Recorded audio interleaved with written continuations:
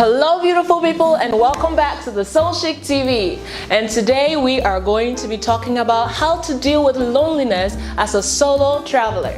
And I have here with me a beautiful young lady from Canada that I met during the Seoul Women's Empowerment Retreat. She's also very much interested in dealing with women issues, empowerment, motivation, inspiration, and all the above. And so I thought it would be excellent to have her here with us today. And so I hope you enjoy this. Grab your cup of tea, your cup of coffee, and enjoy the conversation. So we met at a Seoul Women's Empowerment Retreat. Yeah, last month at Gapyeong. It was so much fun. Thank you so much for inviting me. Thank you. It was wonderful. She drove about 4 hours to be there. Yeah, all the way from Busan, represent! And I was glad to have you there. Yeah, it was amazing. Yeah, but as I mentioned before, you also have a YouTube channel. I do, yeah. And I'd like you to share a little bit of what you're doing with our followers so they can also follow and learn a few things from Yeah, your of life. course. Yeah. Well, my name is Jessica Moy. I hail from Toronto, Canada. And I've been living in Busan for 2 years, and I have a blog. It's a fashion, beauty, travel blog, just kind of whatever I feel like talking about, I talk about there. It's jessicamoyblog.com. I also have a YouTube channel where I film my life in Korea. It's very casual vlog style. And then I also have another channel called Get Up and Go Girl.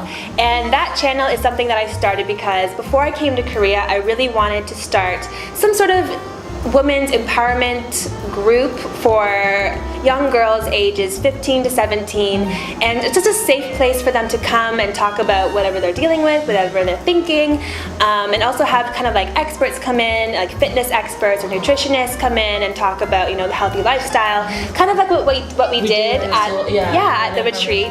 I think it's just a great way for women and girls to come together, support each other, have some girl love, and kind of which just have is a really safe place. important. So important. So important. I really enjoyed it. From the retreat, I kind of learned the importance of having women in your life, which actually led to the creation of this channel, because we could share. We have so much to share, no matter how simple it is. You know, yeah, of course. Yeah. And I love your YouTube name, actually. You know, Get Up and Go Girl. Oh yeah. I think it's so important for girls to understand that you're beyond where you are right now. There's an entire world that's out there for you. There's so many opportunities, so much you can do. Like you're not bound to where you are right now. So get up, go, travel, like meet new people, experience new things, be well-rounded. I think that's one thing that I really want young girls to understand is the importance of being well-rounded and to kind of meet people that you maybe didn't want to meet before, like open your mind. Have a chance of meeting. Good, I really love that. Thank you so much for sharing. So we're going to be sharing a quote from our visitors every week with you, so you can carry that quote with you for the whole week. I love quotes. Yes, me too. That's why I inserted that into the program, girl. So please share with us your favorite quote for this week. Yeah, so it's funny because Sandra and I were talking, we were talking on the phone the other day, and when we hung up, I saw this quote on Instagram, so yes, I wanted to share it with you. So my favorite quote, it says, "Everything that has ever happened has led you up to this moment. Everything you are dealing with now is taking you somewhere else, even if it feels like a massive pile of shit right now." Wow. How does this quote, like, why do you like this quote? I really like this quote because I've been dealing with a lot of loneliness for the past year, and everything that has led me up to this moment, everything that I'm dealing with, there's hope, there's a future, there's something else that's going to happen that's really exciting and something to look forward to. So I really like this quote because even though if you feel like you're in the dumps, there's something in the future that's waiting for you, something that's really exciting, something that's very hopeful. So that's why I really like this quote. Oh, thank you so much. And talking about exciting adventures, why Korea? The big question. The big question you knew was coming. The big question. Well, to be completely honest, the benefits. I've lived with my parents my entire life, and I really wanted an opportunity where I could live on my own, but living in Toronto is so expensive, and living in a big city is so expensive. So Korea gave me an opportunity where I can go and live, I can save money, I can travel, I can experience a new culture, I can meet new people. So that's why I chose Korea, because it gave me an opportunity to kind of be more independent. The benefits are great. I can use my degree. So that's why I chose Korea. Free apartment, anybody? Yeah, free apartment. you know, travel there and back. It's great health insurance. Yes, love it. Welcome, America. Yeah. Yeah, but that's wonderful. But I also know that when we spoke, with that excitement also came a lot of, you know, long periods of loneliness that you had to go through. Yeah. And that's what we're actually going to be talking about today. And I'm wondering if you could just go right into it and share a bit of your experience with that in dealing with that as a soul traveler. Yeah, of course. So when we spoke over the phone, you had mentioned that Korea was the first place that you actually had an experience with loneliness on a level that you had never experienced before. Yeah. Like, just tell us more about it. How did this start? You know, how you dealt with it. Are there any benefits? So when I first came to Korea, my first year was like magical. It was a unicorn land of magical. Everything was new, everyone was new, and it kind of it felt like such an amazing experience. And I think what happened was things changed my second year. Friends moved away. They moved back home. Friends moved to Seoul. That's very common. Yeah, and then everything just kind of settled. And then when you feel settled, you're kind of like, okay, it's just me. And throughout my second year here, I felt very isolated and lonely. But then not only that, I just kind of kept to myself a lot, and I think that made it worse. So living in Korea my second year is definitely a different experience from my first year. So yeah. That's actually something that's very common with people. This is my second round back to Korea, I guess. It's a different experience when you stay another year. Yeah, because when I was first year, everything was great, and then I went back home, and then I felt like I didn't belong, and then I had to come back. And I was expecting to have that same level of greatness, but it turned out to be the complete opposite, right? Yeah. And so, like, when you were dealing with that loneliness, first you're saying that maybe things that led you into that was friends moving away, maybe a new city. Yeah, but then also kind of like your friends and family back home my first year, they're always like, hey, how you doing? How's it going? Like, are you okay? They always check up on you. But then your second year, they're kind of like, she's fine.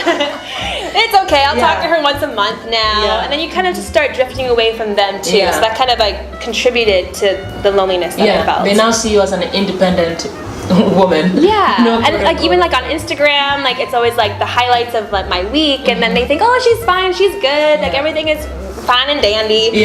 But no, I'm sitting home by myself, and I'm feeling sad because I'm by myself, and I didn't know how to deal with it for the longest time. And I think it comes in waves. Some days I feel okay with being alone, then there's some days where I feel like I'm the only person in the world and no one sees me. But that could just be my middle child syndrome come into play. But yeah, it comes in waves, and you kind of have to deal with it as it comes. And when it came at its peak, I couldn't get out of bed. Sometimes I didn't go to work. Like I would just cry all day, and I just feel like I've never experienced that before, and I didn't know how to deal with it either. And this year was definitely a growing year for that. So I kind of had to teach myself, okay, you're lonely. Well, I had to teach myself you're alone, but you're not lonely. Or you're lonely, but you're not alone. Tweet that, guys. Yeah. You're lonely, but you're not alone. There's so many people that care about me, and when you live abroad, like, there's so many people that care about you, but you just kind of feel like very isolated. And I think it's just because you don't have that physical contact with the people that love you. Sometimes I don't hug people for weeks. And it's just like I haven't had like human contact. But it's true. Yeah, you just hit on that. No, there was a time I had to actually teach my students how to hug.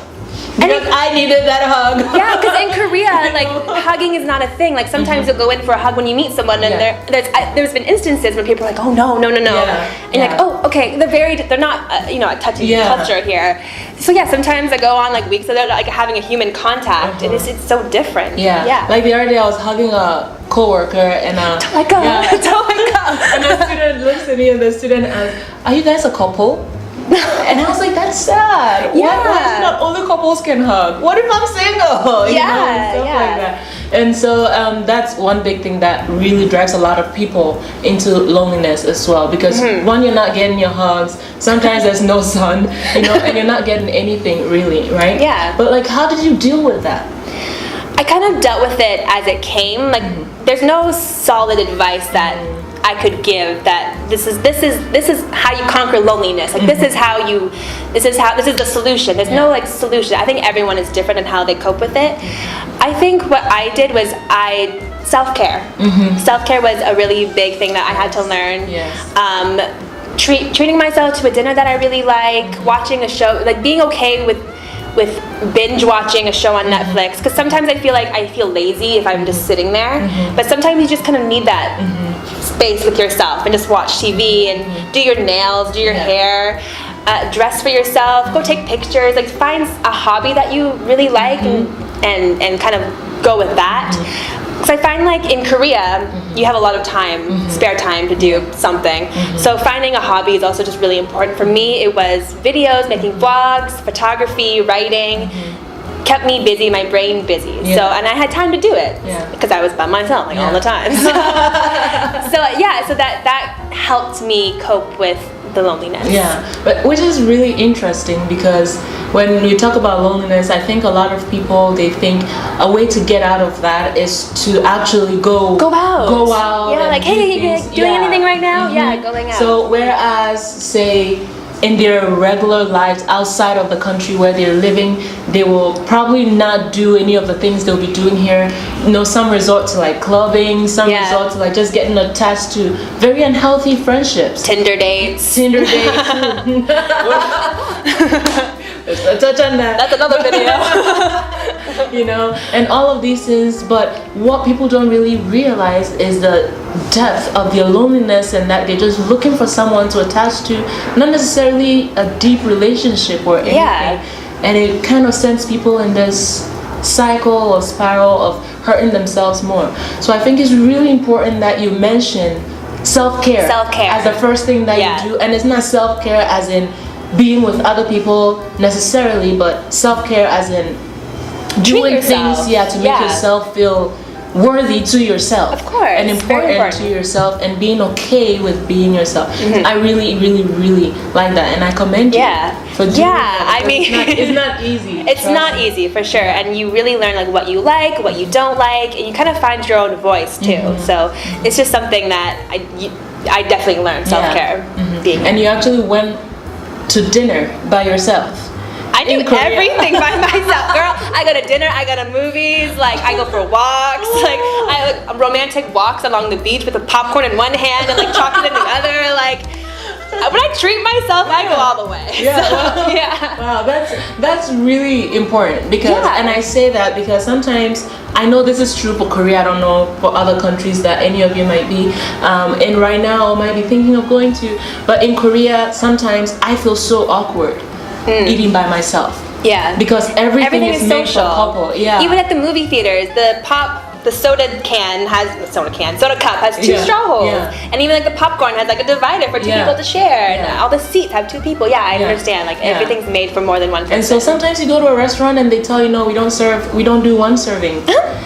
So it has to be two people to come, and so it makes it extra hard for you to just get up and be like, well, I'm the lonely one. I'm just gonna sit here by the window and eat a dinner by myself in a nice dress. Or sometimes you order a lot of food just because it's a treat yourself day, and they're like, oh, like, are you waiting for anyone? I'm like, no, those two pizzas, one salad, that's mine. So you judge, and I don't care. I'm gonna eat this all to myself. Exactly.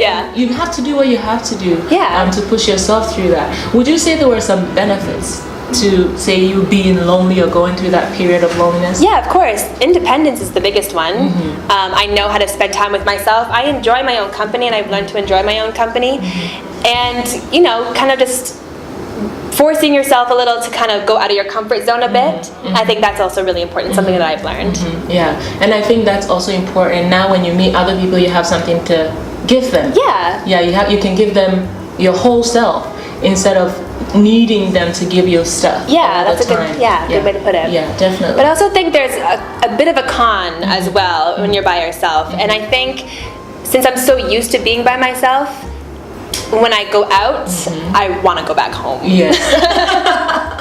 if I'm out with a big group of people and we're all going out, we're having dinner, going to Noribang, it's all good, fine, grand. But then, you know, by a certain time, I'm like, I can be in bed right now. I can be in my PJs. Watching my Korean dramas. I can be watching my Korean dramas. And it's a big con because, you know, you're out and you're like, oh, I'm out. And then you're like, I want to go home a little bit. Yeah. So like that introverted side of me is like, okay, Jessica, let's just kind of creep our way out of here. So I think that is a big con because now I'm so used to being by myself that I just want to be by myself. Yeah. I go through that as well. Now I miss my bed when I'm at work.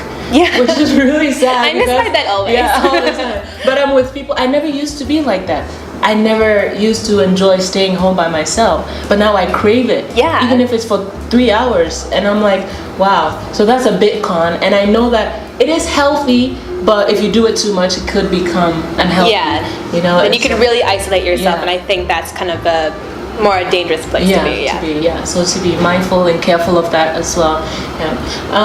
Thank you for sharing that. And another thing that I know we spoke about that I really want to touch on is one experience that you had here that I think women traveling can get something from or can learn something from, and that was you dealing with the sexual assault thing. And so I know it's a tough topic to talk about. Thank you for being with me. I think it's an important topic to talk about. I think there should be open conversations about sexual assault with your friends and if your family, if you feel comfortable talking about it and if they feel comfortable. But yeah, on my Get Up and Go Girl channel, my YouTube channel, I talked about it briefly, and so you can go watch that video if you want to catch yourself up.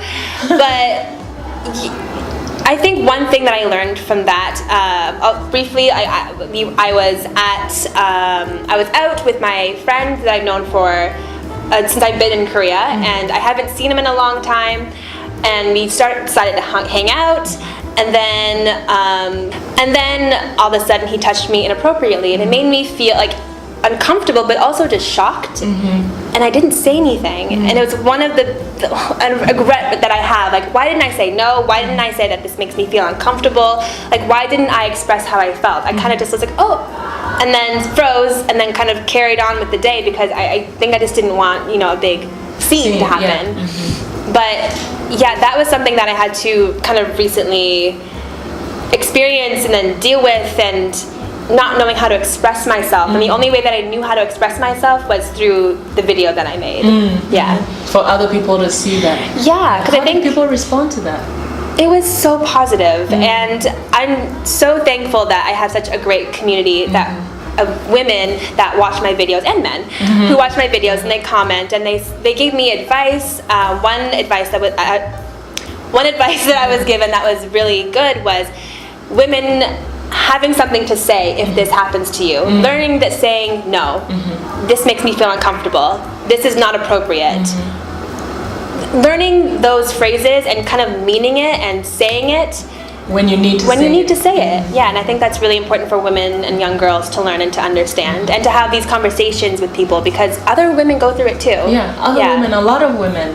You know, a lot of women. And that's the movement that's been going on since 2017. It became very popular with the hashtag Metoo. Yes, you know? for sure. And so I think it's something that we need to really instill in young women. And even as adults, you know, we need that, because things happen and the only thing you can't even think of anything, you freeze. Yeah, you do. know? And then it goes, and then the second part is the shame of sharing with that.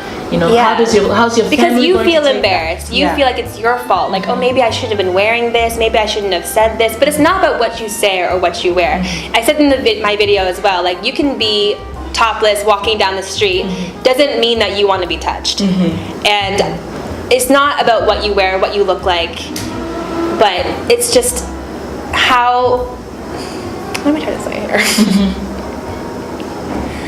It's just when it's done, it's inappropriate, basically. You know, and you need to be able to recognize that as a person, to know what is inappropriate and what is appropriate, so that when it's happening, you can voice your opinion. And also, I think sometimes when we're in public places, it's also okay to voice it out still, so that he can experience that shame and see what's wrong, when everyone not gang up on him, but you know, people will stare at you and you will learn, you know, and stuff like that.